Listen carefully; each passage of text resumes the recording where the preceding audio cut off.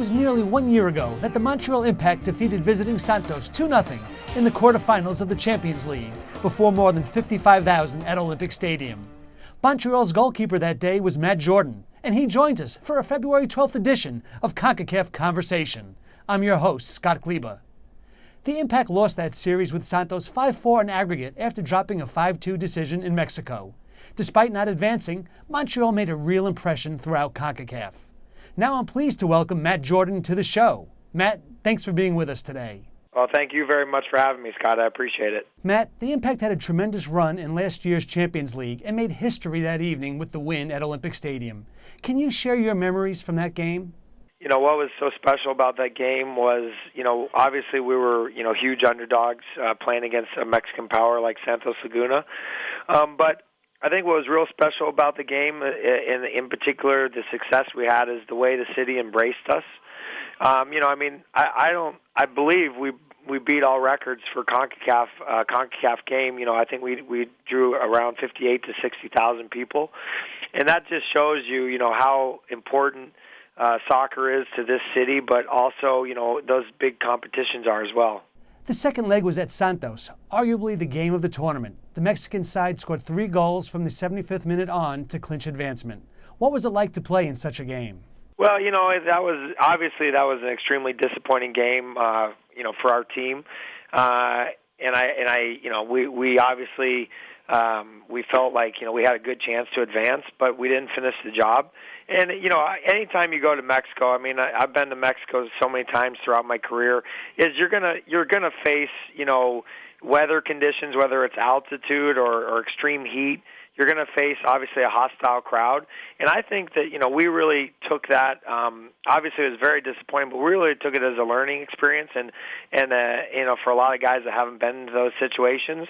And so obviously it was very disappointing, but at the same time, we took a lot away from that, and that really helped us to grow throughout our season in the USL.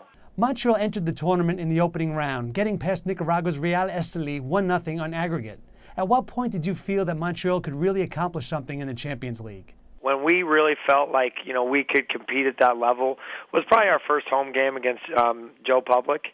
They had just come off really handily beating the New England Revolution. They had a lot of very dynamic players. And so when we beat them, I think it kind of sent a message throughout the group and throughout North America and throughout the CONCACAF that, hey, we are a good team. And I think that was kind of the turning point for us.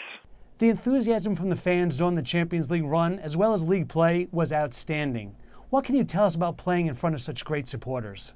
Well, again, it's an honor to play in front of such great fans and with such great support in Montreal. I've played in several MLS cities. I've played in probably every MLS city, every stadium, in North America now. I've played in Europe, and I think, what's really unique about Montreal is that they're true soccer fans, and you're seeing that a lot in Canada as well. You have a lot of Europeans, a lot of people with a lot of European heritage, Italian, Portuguese, French, a lot of African nations, and these countries, where a lot of the people come from, or maybe even their families come from, they embrace soccer, And the biggest thing, I'm from America, is when I'm at the park in the States, I see kids playing football and basketball. If you go to a park in Montreal in the summer, you'll see kids playing soccer. It's really a passion up here. The Impact won the USL First Division Championship last year, getting past the Vancouver Whitecaps in the 2-leg final. What did that title mean to the club? It meant a lot on a lot of different levels. We had a very tumultuous season, a lot of ups and downs. The way I kind of describe it is we went to hell and back again. And I think we showed a lot of character to persevere and to win that championship. And I'll be honest with you. I think that we took a lot of heat for the way that we lost that second leg with the Santos Laguna series, and it took us a while to recover from that. And I think the experience that we gained from that loss was probably one of the biggest determining factors in helping us to persevere and win the USL championship. Matt, you've played in MLS, Denmark, and Montreal since 1998. What have you enjoyed about your career as a professional soccer player? You know, I've been very fortunate to play with a lot of great players. I've forged a lot of great friendships throughout the years. You know, I think what I enjoy most is just competing. You know, I enjoy working hard, and that hard work tangibly resulting in, you know, doing well in the game. I mean, that's probably the biggest enjoyment I get out of playing.